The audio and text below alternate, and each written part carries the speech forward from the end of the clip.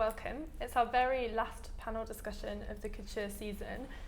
So a sad day in a way, but it's going to be a really lovely topic for discussion because we're going to be talking about the Valentino Haute Couture show, which is a very exciting one because obviously there's two young, very energetic designers at the helm there. So it continues the theme we've been talking about throughout our panels, which is this idea of couture being revitalised and redeveloped. I've got an amazing set of panellists with me, including a couturier, which is very exciting. But I'll let you guys introduce yourselves, starting with you, Bella.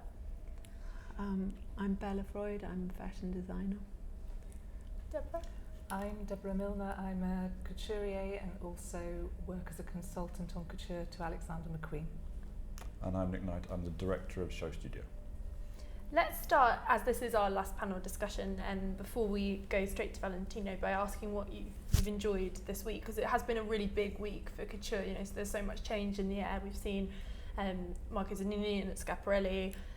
We've also seen Hussein doing the demi couture at V&A. So it's been a big week. And there's also been amazing collections by Raf Simons for Dior and then Karl Lagerfeld at Chanel. What have some of the highlights been? Nick, you've been observing the panels as they go, so I'll be mean and go to you first. But what? Thank you very much, Lou. What have been the highlights? I enjoyed Chanel a lot. I enjoyed a modernism coming through at Dior. I thought it was good. I thought there was a lot of Simon Russia coming through at Dior, which I thought was a little surprising, but I guess everybody has the same takes. I didn't enjoy Schiaparelli at all. I don't know what I'm saying, it's out of turn or not, but I thought it was awful. I liked what Hussein did. I didn't think he went far enough. I very much liked seeing what he did. I loved the first 3 or 4 dresses particularly. I didn't think he went far enough. I wanted to have a moment where I went, wow, and felt excited, because this is what it's supposed to be about, and this is the pinnacle of kind of, fashion design. And I wanted to be seduced and surprised and amazed, and I didn't feel that. But I liked seeing his appointment. I thought it was a good appointment. I don't think the appointment at Schiaparelli was. What else have we seen?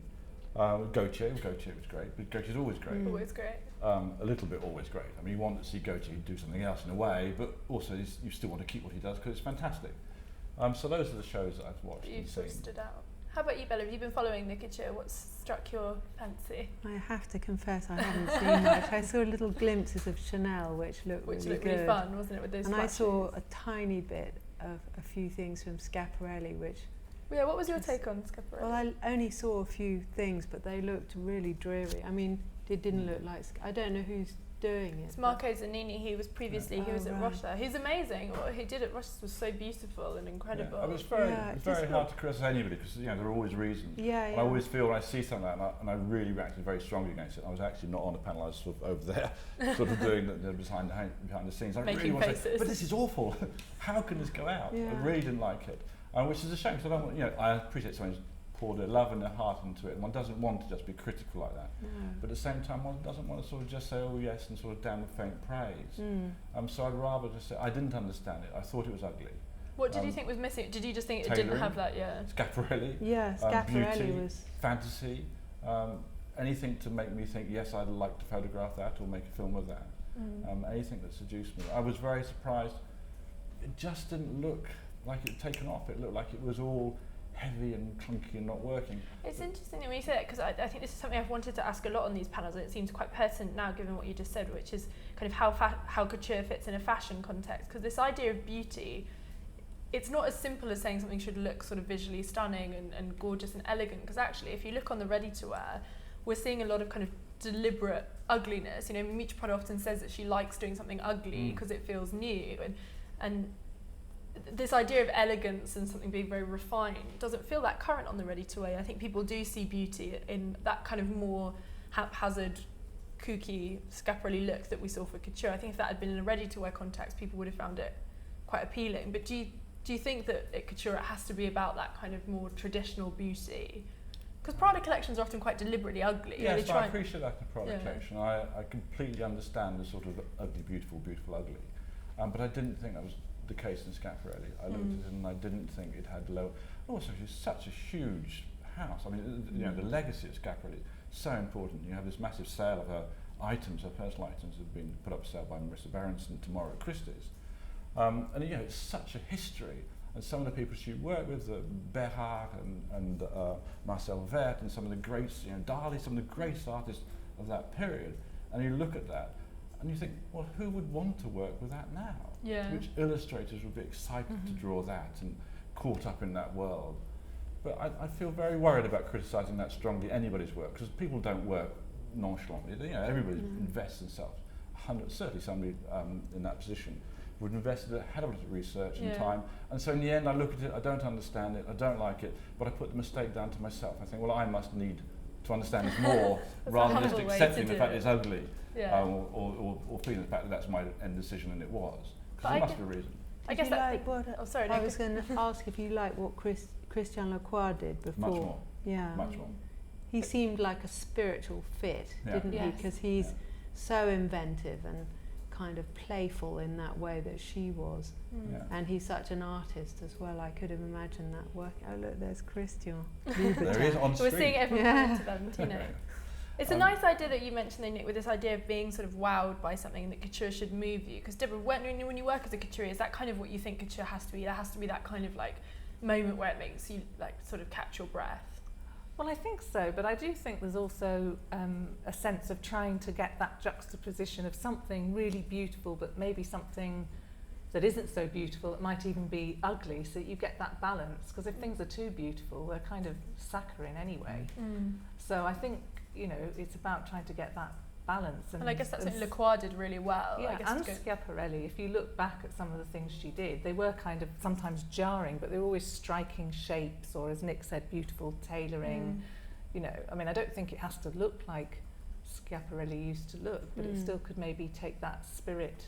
Did you like it? Did you see it? Well, I have to say that I've also only seen a few pieces which didn't seem to carry that kind of spirit, but it's probably again not very fair me to comment without seeing more. I did a lot of research for putting the images up behind us, so I did a lot of research across the weekend to try and find illustrators that work with Schiaparelli. So I came across the incredible visions of people like Marcel Vert and Berard, which are just really divine. And Cocteau did stuff with her, didn't stuff. he?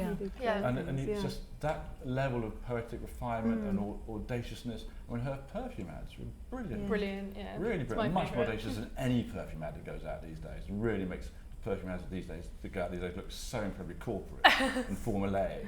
And you have this incredible surrealistic fantasy going on. So of course I was really excited to see the Schiaparelli show. It's a reinvention of the house, and Lacroix had been there last season. So I was very excited. So perhaps I was expecting a bit too much.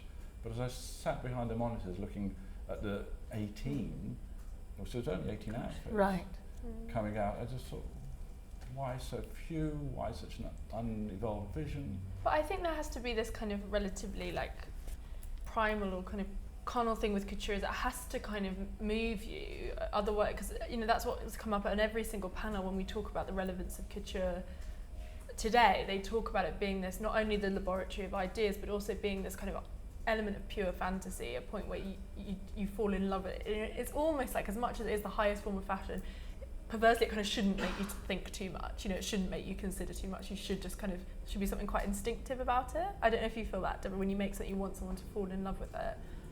Well, I suppose anyone would whenever you're making anything. Yeah. But I think ready to where they try and make it a little bit more challenging, perhaps, or a little bit more.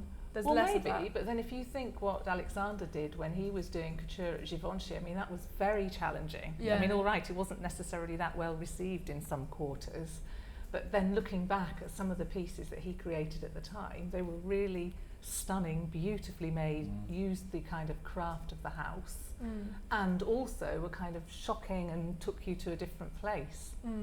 Also, I think with couture, you eliminate lots of things that are appealing to people when they're deciding to buy something, like practicality, how often you might. So there's all these things that, are out of the question. Yeah.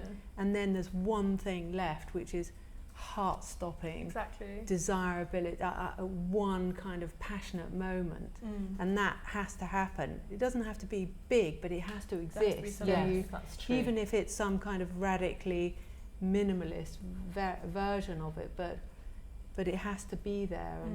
Because what you were saying about kind of pure beauty, in a way, previous Valentino was, incredibly beautiful but strangely lifeless. Yeah. And that's what we all seem to agree we like about the new, the new designers, is that it's got a lot of life in it. Yeah, I think that's so astute. A lot of charm. Yeah, there's that charm to it, isn't it? It kind of seduces you. Yeah. Yeah. I'm interested to talk about, because Nick, you shoot couture like very frequently. We're doing this couture shooting, so I'm actually looking at these pieces. Yeah. I've got to photograph them on the first and second. But is that what you want your images to do? Similarly to the dress, you want to kind of inspire that kind of... You always want your images to provoke, and in the same way that we're talking about ugly and beautiful, ugly, and those things, you know, you don't always want to seduce. Sometimes you might want to affront or challenge or provoke. So yes, I mean, I want my images to do lots of things that perhaps a fashion designer would want their dresses to do. Just to move the conversation on a little bit, I felt it was a very interesting thing happened at Chanel, and because I'm working with Amanda Harlick on the couture sittings, so I've been finding out more and more about the world of Chanel. I thought Carl did something very interesting with his proposition of couture as part of our lives now. So of course this is one of the things that's often levelled at couture, well it's fine, but we don't all live in 1930 anymore, so come on. And actually Carl seemed to be trying to make it relevant to an affluent modern woman. And I thought the idea of putting trainers with it and making it much more pieces people could wear much more easily was interesting. So I thought that was a kind of interesting departure from that sort of idea that you had to slightly become of a retro frame of mind to adopt couture. I thought that was a good proposal. No, that's good too as well, because no one ever would wear the trainers. So it's almost going the full circle that in making it more contemporary and modern and accessible, he's also making it into something that people would never do again. It's and never going to be a reality. Interesting in it again. And the research went into the material. I mean, some of the the cutting and then because this is a laboratory of new materials. They're doing incredible things with weaves and wafts and different stuff, and it's real cutting edge material technology. I mean, you must know. Yeah. Really Well, that's the thing. years ago, I went actually with Philip when he was doing some hats for Chanel, and we worked on the couture. Well, I didn't work on the couture collection, but I was kind of assisting him. And what most impressed me was that there were all these wonderful new fabrics, but they worked for the designs. So he'd really cracked that in terms of choosing the right fabric for the right cut. So, all those wonderful jackets that you could lift your arm right up because it had a tiny armhole and 12 seams, but they all disappeared into the boucle or whatever. But they were really beautiful fabrics and they worked. That was very interesting. I thought about what we saw at Dior. It was this idea of making it all about the fabrication, which is quite, we were talking about this before we went live, but he's kind of proved himself with that bar jacket and the cut, and to see something so much about the kind of surface and the fabrication and the treatment of the fabrics. I thought that was really quite exciting to see, especially from someone like Raf. I do want to bring it just a little bit to Valentino, because we could talk forever about couture. But one thing that's interesting, we mentioned we were all it's really hard to pronounce their names, but I'm going to give it a go. We all hold sort of Maria Grazia Chiuri and Pier Paolo Piccioli in great esteem. What is it about what they've done that we think so great? Is it that kind of... Because they haven't done anything too modern. It's maintained this kind of primness to it. Nick, when you were talking about Chanel, I don't think we'd expect that at Valentino. We don't expect to see trainers on the road. It's going to be very traditional in that sense. So what is it that's been so modern about what they've done? I think they have updated the cuts and they have updated the fabrics. I mean, some of the fabrications are really beautiful, and it is modern. It's somehow taking that simplicity, to a new audience and to a younger audience, and they've really cracked that. I mean, I always go back to that one dress they did, the short one, the red one, which had like a cape, and it was cut into the dress, and it was so simple and so beautiful. So yeah, I think that they're not afraid to be simple and not so ornate. And also their proportion is much more modern. Yeah, definitely. And you could imagine, young people in those dresses, they're so charming, they've got so much kind of lightness of touch, yet they also have this traditional kind of heritage and background. It's still all there. You feel their expertise and their knowledge of, artisanship, which is, based in Rome. That's what Rome is all about. There's nothing modern about it. But they just do it in such a they just... I think charming is such a good word for it. They're just so good. They're so endearing and you want it. You know. Do you think there's something in the fact they're a duo? There's something about that kind of, because they often say in interviews that they do bring different qualities. You know, Chiri's kind of the more sort of perhaps romantic, dreamy one, whereas Piccioli brings that kind of pragmatism. Do you think there's something about that? There's interplay between two people that makes something. It's hard to know, yeah, but whatever it is, it certainly works. Working. I mean, it's just fantastic. It's really intriguing and it's fun, and you want to see. And they seem like they're doing something new, even they do. It's true, and they are. But you can't really. You don't get to kind of. There aren't too many kind of conundrums. You don't have to go through a hoop and understand a kind of philosophy. You just get it. Well, it is also many layers of sort of sophisticated and interesting stories behind it all. Which I guess is what you were saying, Nick, about with Schiaparelli. You know, in a way, you shouldn't have to get it with couture. You know, you shouldn't have to kind of philosophize about it. There's got to be that element of. It should be like a bomb going off in your head. I don't think you should have you're to getting get it without having to. They're blockbuster films, really. These. I mean, they're almost on the same budget as a blockbuster film. Yeah. And we need, to some degree, to be entertained. I mean, it isn't that we have to do all the work. It's you know, you go to the cinema, you don't expect to sit there and have to try to put a narrative into it, and you know, you expect at least to entertain. There's millions spent on these presentations, and millions ride on them as well. So billions probably. So you know, we expect them to do a lot for us. Anyway, I don't know. Are we about to start seeing our? I think we're buffering. I know there's something happening on like, screen. But there's something interesting you talk about with the idea of a partnership. Yeah, I want to ask you. I think that's interesting. I don't know how much we see it in fashion design. Perhaps you could tell me more examples. But fashion and photography, you do. There's very famously Mert and Marcus, who are a duo. Innes and Vinod. I'm sure there are others. But Mert and Marcus, you know, work very well together. I don't know anything about their working practice. They're actually reasonably private about that. But I don't know, you know, which one of them does which bits. And I don't know, you know, in this case, which one's responsible for the coloration, which one's responsible for the cut, which one's responsible for the choice of materials. I don't know how the labour divides up between them and why they need to be together. And will they always be together? And were they always together? They came from Fendi, is that right? Yeah, they were doing Fendi. They were doing these kind of accessories at Fendi before, and I think it's just kind of one of those relationships, quite organic, and then now they're kind of a pair. They come as two. And how did they happen from? What's the history? Because I'm vague on this. I don't know how they happened upon each other. I think it was when they were working in-house. They were working together and then became a kind of united team. It wasn't like they weren't shoehorned together. They've always worked in-house together, which is quite an organic way of developing a relationship. But if you think about, you mentioned before, if you ask about other sort of design duos, I think we're seeing it more and more, especially with the younger designers, and it's a similar way that they meet each other. It's not necessarily in-house like it was for the Valentino duo, but it's at college. So you've got your Medium Kirchhoff, you know, and you've got your Aggie and Sam, who also, you know, who met they met when they were at McQueen, I believe. So that's kind of that idea of a very organic partnership. Victor and Rolf again. Maybe the editing's stronger. Yeah. Because you've not got just one ego, as it were. You've got to kind of balance. Two egos. You've got two egos. But you work a lot with other people. What is it that you get from? Oh, everything really. I mean, you've seen it's a privilege of working with somebody and seeing life through their eyes. I mean, it's really sort of cultural tourism in a way. I'm allowed to look through, you know, whether I'm working with Deborah or Bella or whoever it is. I'm allowed to get inside, you know, your heads and your minds and try and understand how you see things, which of course is fascinating because it's not how I see things. But do you think you could work full time with someone else, kind of? In a sort of creative relationship, no. I wouldn't want to do that. Partly because I'm very self-driven and very self-focused, which I think sadly or realistically is what one becomes. So it becomes about exploring your own psyche and your own parameters. And so I guess I haven't, in that way, in that particular moment, I haven't got the largesse of spirit to want to have somebody else's psyche to deal with. So no, I'm not looking for a partner in that way, and I'm not sure I'll be very good at it, to be honest.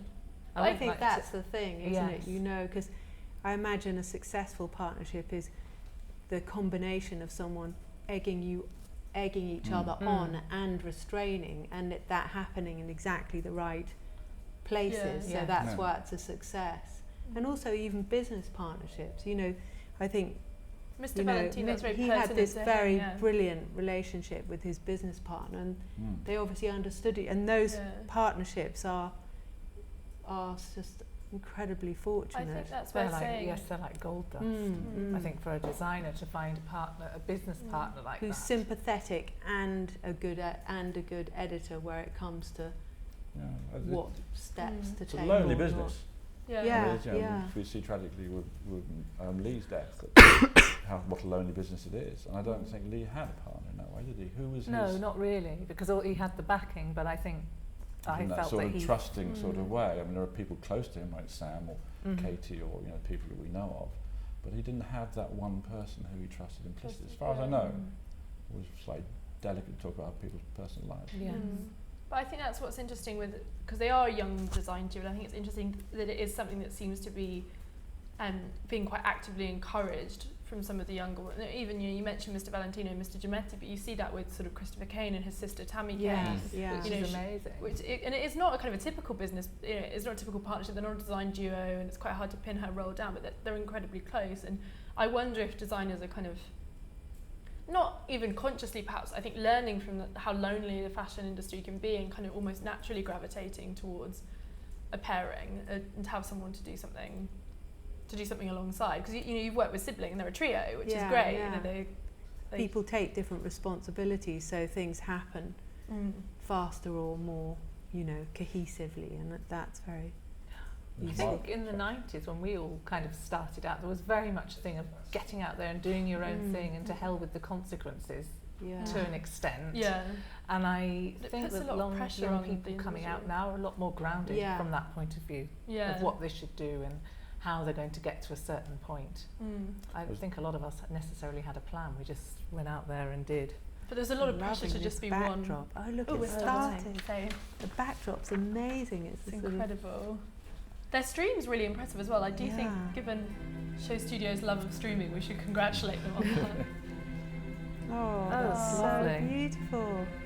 All the notes embroidered. Oh, it's so...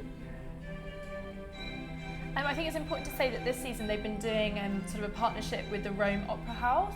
So that's what the backdrop kind of comes from. It is this idea of having a kind of different scenes and different sets, which the clothes then interact with, which I think is really interesting. And we've seen a lot of that this season, this idea of performance. Prada did a similar thing where it was all about acting and performance. So it's quite interesting to see that in the couture. No. And Phil? Come back. It's got so far, beautiful. So good. Yeah, it's so lovely. So good. It's so pleasing, isn't it? Really beautiful. It very is, light. It's so seductive. It's like the sets are coming alive and just enveloping all the outfits in kind of amazing pictures.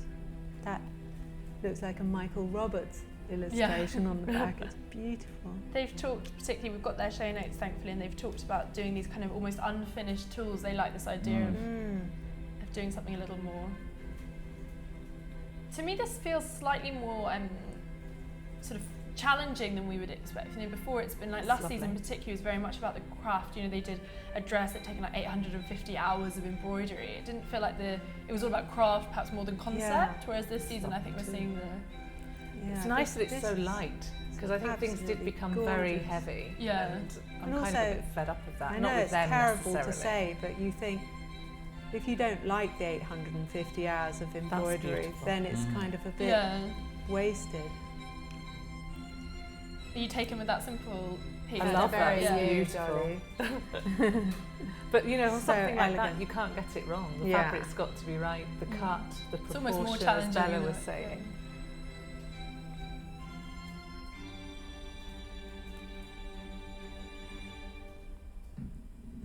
What's your take, Nick? You look very happy. I am very happy. I like some pieces more than others. I love that simple piece, and I love some of the earlier pieces. Oh, I love Yes. that. Sort of sexy widow's outfit.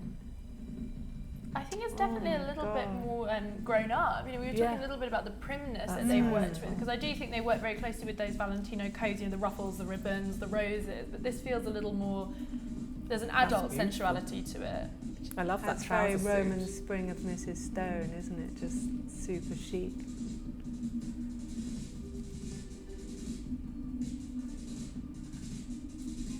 The thing is, they are clothes you'd like to wear. God, that's incredible.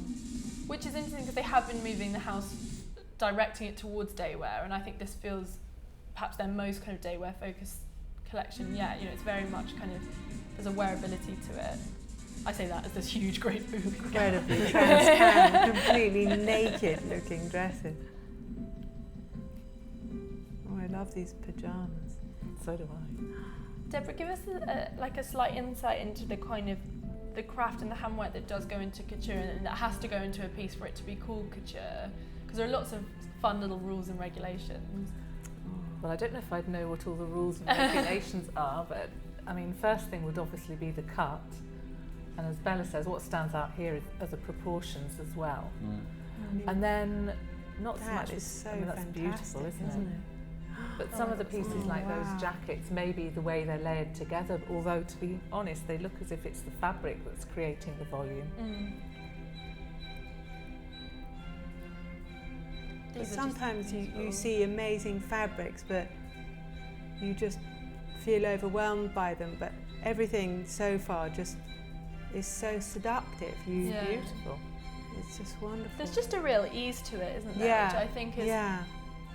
Perhaps that's what when we were going back to the Schiaparelli, perhaps that was what was missing in general. You know, the ease and just falling in love with it in a very easy way, but also just the ease to the pieces.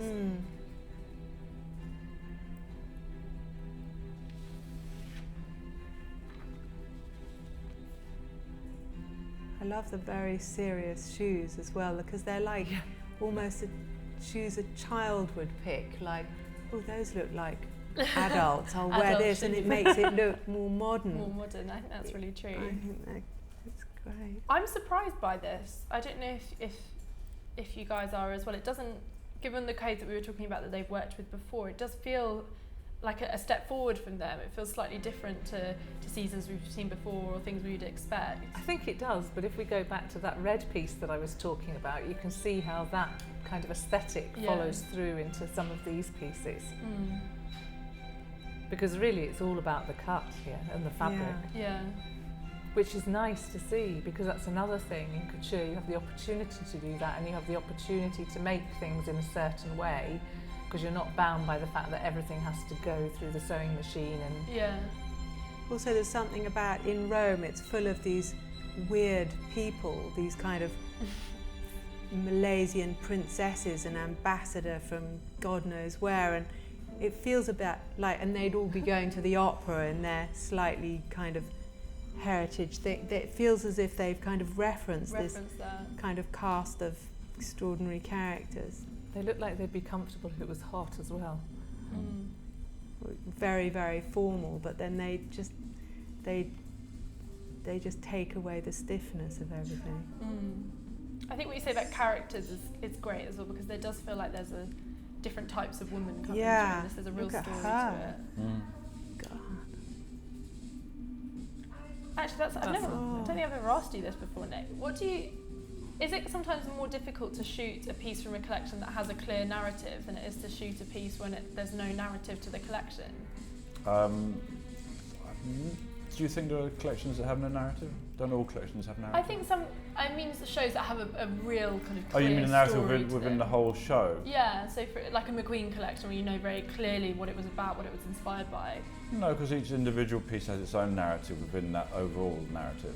And so that's what you get when you're photographing a piece of clothing. You get that narrative, so it delivers that. In any case, the way it's cut, the way it's coloured, the proportions are all part of telling a story, and there for a reason. So now each piece speaks, and of course if you're working with great designers, there's volumes of narrative there to understand. Decisions and loves and dislikes and everything else are all within there. You just unwrap it. So every piece is full of narrative. But trying to recreate the narrative of a show, no, not really. It's individual pieces speak for themselves. Speak for themselves, that's interesting. The show is done for a particular moment, and to see the clothes, to understand all of the collection in a particular way, but you can take any piece out. They also have narrative in it. I think where they really won for me is the fact that they're live streaming, because these clothes in movement are beautiful, especially some of those simple pieces. Yes. Seeing them move is such a plus. And I think also seeing them in the context, you will miss that from a static photograph, that beautiful set that you were so sort of struck by, Belly. I think you would miss that. Well, Nick will make a better one. I can't wait to see this. This is so lovely with these kind of, like the different woodland kind of, it's like they're going deeper into the woods. There's the butterflies, and then there's Bambi at the end. It's all, and almost like Rousseau-esque Bambi. It's so good. Yeah. I love that lace. It's just absolutely beautiful. And I love how there's the sort of the sexuality to it, that, you know, that focus on the back and the lower back. It's very modern in that sense. It's very like sort of 19th century sort of virgins being offered up. Yeah. Or 18th century.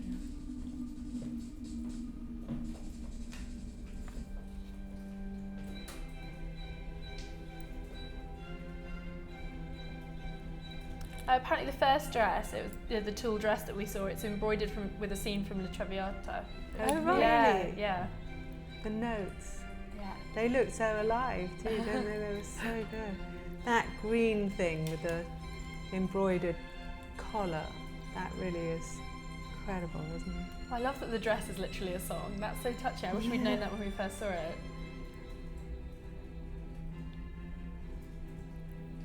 And the runway is all hand painted as well, so it's really the whole set is done in a very couture way. Look, there is a Rousseau lion, isn't there? On there.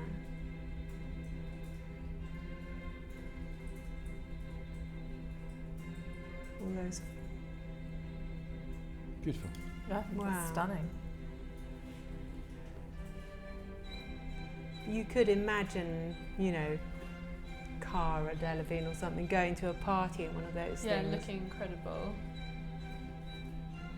There's a real sort of youthfulness to them, I think. But then also what I liked about this collection is some of those sort of higher neck pieces with the longer sleeves. It feels like this would have a relevance to lots of different women that would buy couture. I think so. Yeah, definitely. And it's nice that it can balance. And you could imagine Pauline Karpidis, who dresses beautifully in something like that, or. It's great to have a youthful sensibility, but that it's not only wearable for someone young. That it's kind of celebrating those women of all ages. How are you going to pick what bit to shoot, Nick? Well, have you got a favourite? Luckily, I haven't got to do that. I'll talk to Amanda about that. Some of the simple pieces are clear. The purpose of my story is to talk about the mathematics and the beauty in the mathematics of couture. So that's the angle that we're taking on it. So I guess it's pieces that will reflect that better, and I think some of the more simple pieces will reflect that really beautifully. Do we think there's something quite special about them doing those kind of pieces that almost look like half finished, you know, those tools that look like they were in the process of being made? To me, there's something quite touching about that when we've talked so much about the craft of couture, to see something that kind of... I think that's exactly their strength, that they would do that and just be more throwaway with it and know that would capture. I mean, God, sorry, I'm blathering on. No, you're not. Are you impressed by this? Are you impressed by the craft you see, I think Deborah? it's absolutely beautiful. I mean, it doesn't hit a wrong note anywhere. Good pun, given the notes on the dress as well, very nice. But it reminds you of what Chanel, I mean, not the actual things, but the way she was so controversial, you know, the way she did things. She would have ripped something or used jersey or, you know, broken a boundary go against the rules of the old school, and it feels like that's what they're doing too. I mean, it looks very relevant to modern life, doesn't it? Or somebody who would have the money to buy a piece. I just wish you could construct your modern life around it a bit more. Let's talk a little bit, as well as we're seeing all these great dresses go past, about this kind of Italian sensibility, because we talked a lot about this kind of... there they are. Well done. So great. They look absolutely done for. Yeah, we're exhausted. As they should do. And we talked about that kind of French sensibility when we were doing our Jean-Paul Gaultier panel earlier, this idea of kind of Parisian fashion. But can we talk a bit about Italian fashion? Because that's been something, you know, especially because Valentino celebrated their 50 years in 2012, and it was very much about this kind of Italian nature. What's the difference between sort of French couture, Italian couture? How would you see it, Deborah? Well, probably that calm sort of beauty and not being in your face too much, just a kind of serenity, I think. What do you think, Nick? I'm not a nationalist, and I don't like things that prop up nationalism. So I tend to shy away from definitions based on national identity. Sorry, that's not really answering the question very well, but I'm very worried when we sort of say French couture, Italian couture. We live in a global place. I mean, you know, it's a stupid thing to say, but because I work so much on the internet, I'm much less affected by the barriers between countries. And just as a person, I've never liked the idea that we're different because of the place we're born in and grew up. And I'm just a very strong anti-nationalist. But do you not think that's, for example, I know with someone like McQueen, there is such a sense of the kind of Britishness to it, and there's such a kind of Englishness in kind of, maybe it's from his heritage or the craft he learnt when he was at Savile Row or something, things that are particular to your country. Yes, I'm slightly being purposely difficult. No, you're not. I think partly because McQueen's work was largely based in the time pre-internet, largely. Yeah. And so references were much more historical. Now we really do work in a place where we're talking to people from China and Russia and Brazil and all over the place all the time. So, from working at Show Studio, our audience is global. Yeah. So to pick on sort of slightly outdated forms of national identity, I find difficult. So you think would you like to see it where we stopped having this kind of, there's a lot of talk about why do we even still have the 4 fashion cities? Why isn't it? I'd like to see a complete removal of national identities, I'm afraid. I really don't like it, I'm sorry. I find it difficult and divisive. I don't like things not get on my high horse. I don't like things in life that are divisive. I don't care what it is. And I think national identity has been one of those things so strongly used to cause division in the world without something simplistic about it. I don't like it. So I always shy away from those sort of, British Fashion Week, and I just don't like it. I find it doesn't sit well with me as a person. What's your take on it, Bella? Because I think it's interesting to hear that, because sometimes people seem to celebrate Britishness, but then also there is this element where it is global fashion, and also London designers are actually sold so well internationally. It seems strange that we kind of hold on to that London Fashion Week British design. I certainly agree about hating nationalism. I'm right with you there. Yeah. The only thing I will say is that when I lived in Rome for nearly 3 years, and I found that there's something very formal about the way they dress. And whenever I worked in Italy a lot, and they never understood sort of scruffiness. They always thought I was dirty, which was not very nice. And so what I really like about these two is that it's not that formal. It's not too. It's all the kind of, femininity of lady, but there's not the kind of constraint of lady. And Rome is so lady. It's so. But also it's very decadent too. Yeah. So it's got all the good stuff. When I was there, nothing happened ever. If you made an appointment, no one would show up, either you or the other person. It was really strange. So I think the fact that they live and work, I assume they live and work in Rome, and they manage to produce something so kind of, subtly anarchic, really.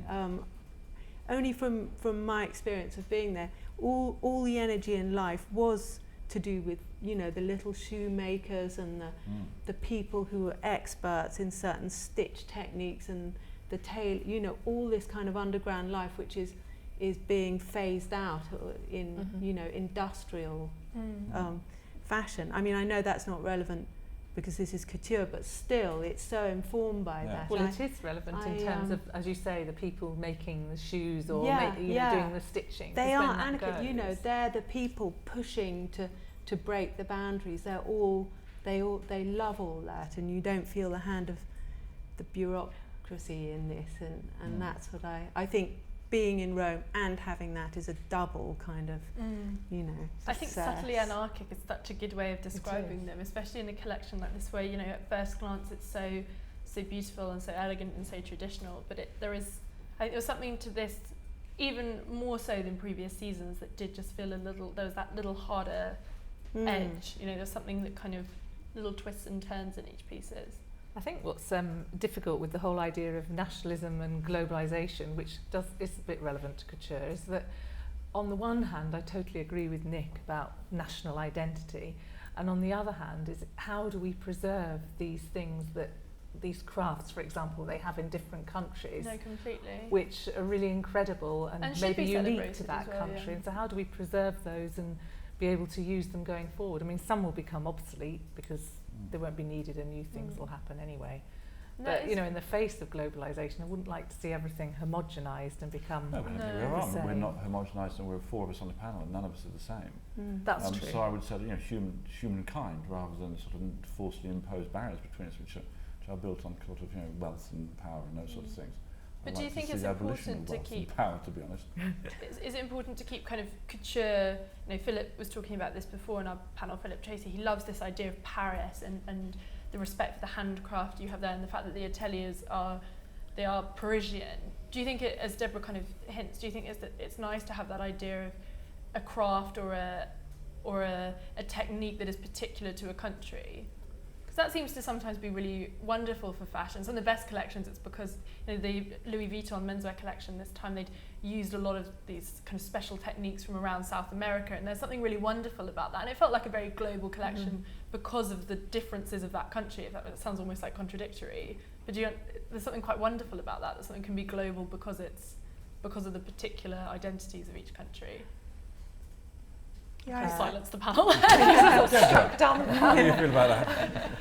But, well, I don't think, I mean, it doesn't have to be Paris. I mean, it's great to preserve some of those techniques which are typically French, but at the same time, I also think it's quite exciting to, you know, explore, for example, lace making in the north of Brazil or whatever, and preserve some of their techniques, or, you know, as you were saying, from Peru or other areas of South America. We're all in favour of the idea of preserving some of these incredible crafts that have grown up over the years, and that's one of the great things that couture does. And Chanel, you know, famously brought up a lot of, you know, Lesage and a lot of the other houses so they can continue to exist and to make things for Chanel, of course. So I think we're all behind the idea of keeping these crafts and supporting people who do things with their hands and incredible detail and love and goes in rather than sort of mass-produce things. But I don't want to mix that up with national barriers and national divides and sort of overemphasis on national identity to couture or fashion. It is interesting we talk about this so much because it does feel really pertinent to couture, especially last season with what Raf Simons did at Dior when he did those kind of geographic areas, and it feels like it's a great sort of, he had like the Africa section, he had a section on Asia. It was almost simplistic, but I think for fashion and especially for couture, when the audience is and the people that are keeping couture alive are coming from these completely sort of new markets, it's actually really exciting for fashion to think about themes like that. Yeah, I mean, I think it's interesting as well, if it's true that Valentino are now at least partly owned by a Qatari family, then I think there's some elements in the collection which, you know, possibly could have been influenced by that market, some of the looser dresses. Oh, that's interesting that you say that, the kind of the higher neck and the looser silhouette. Yeah. The I mean, I might be wrong. I mean, I think they're absolutely beautiful. I would like to wear one of those. But I wonder, just from having met quite a lot of those girls through my own work, whether there's an element of that. Yeah, because a lot of the other dresses are almost totally naked. Yeah. You're almost totally naked behind a tiny bit of, you know, transparent material. So I guess the other ones, so I think you're probably quite right. Yeah, that's there must really be some, good, you know, whether or not they have to hide us, but certainly within that culture, there is, you know, the idea that you would show your body would be so strongly, you know, adversely received. So I think you probably do need those. So is this a good note for us to have ended Couture Week on? Are we happy that this is the last collection that we're going to see? Is this what couture? Is this what modern couture should be? I think so. I think it's a wonderful way forward. Yeah, I mean, this is just breathtaking, and it reminds me of the things that I was, you know, when I started, you know, early in things that I wanted to find out about, like the Ballet Russe and Stravinsky, all those kind of old school people modernizing things, and it just seems to have so many kind of wonderful references. Yeah, it starts a lot without of anything being laden. It's just so mind-opening. It's lovely. I think it's actually a shame that we're seeing it at the end of Couture, because it means Couture is finished, which is a shame itself. I mean, let me say, I absolutely love Valentino and what they're doing. I really love it. My only inkling of a sort of slight sort of feeling, something wise, is how modern it is, whether it endorses modern artistic vision, whether it's picking on some of the kind of modern artists to inspire us, or is it looking back into the past in a sort of old money kind of way, looking back to kind of the old operas, to the old artists, etc. How much is it pulling on kind of young artists? And, you know, because the young artists are at the flush of their most arrogant, their most exuberant. You know, these are people who are making their mark. So why aren't they influencing more? Why is this sort of tried and tested way of looking back to the past for established artists? However great they were with the operas and the paintings and everything else. But why don't we see collections that are influenced by new art, by new poets, by new painters, by new sculptors? Yeah, it's interesting to say that. It seems where like I have a slight sort of And then the purpose of having a discussion panel is to raise discussion, I guess. Yeah. But I do say in the bracket that I actually. really, really like Valentino and love what I just saw. I'd be delighted to photograph it when it comes my way. But that's kind of the last taboo of couture, actually. I think it's such a sort of astute point that you make, because we see that so much in ready-to-wear now. You saw that with Celine, we're seeing it with Prada, really modern art. There's been lots of kind of simplistic articles written, art's having a moment in fashion. But in couture, it does feel like that last taboo is doing something that cites something incredibly modern. Yeah. Well, we'd had it with Raf Simons doing his collaboration, and there are these collaborations, but it's not getting through to couture. You're not seeing a Banks Violette kind of influence here, or some great Wes Lang, or some great American new artist who's pushing things around. All great new Chinese artists. Let's not be maybe that's what would be interesting for the house of Schiaparelli. Interesting, actually. I hadn't thought about that, but that is because it does seem to me a little bit of a sort of, we're slightly being seduced by old money here, and I get worried about money per se, and I get worried about when I'm being seduced with it. So some of the values, some of the notes they're pulling on, I find totally seductive, but they worry me in the fact that they feel from another time. I think when you propose a vision that looks to the past, it negates the vision of the moment, and I think we have to look to the future, because that's where we're going, that's where our children will go, and that's where we should be putting our energy and our daringness, and we should push people forwards and not pull them back. So that's the only sort of slightly adverse note I would issue. I think that's very valid, because as you said earlier on about Schiaparelli, she was working with the current foremost artists of the day. She wasn't so maybe that's where sort of something interesting for the House of Schiaparelli will be, though, because they've said that quite firmly despite the appointment of Marco Zanini. They're going to continue doing these kind of tribute collections, like the one that we all loved with Le Croix. They are going to continue working with artists, and very much they've put an emphasis on that it will be kind of the modern creatives that are around who will come in and work in some way, offering a tribute to Schiaparelli. And it's very unclear what exactly that will be. I think that's something, there's talks of every other couture collection, but I don't know if we're going to see something with the perfume, something with accessories, and maybe that's where that'll come in, to give an optimistic note to the House of Schiaparelli. Maybe someone like Galliano would be able to do that. He's terribly good at taking difficult subjects and kind of infusing them with, heart-stopping romantic beauty.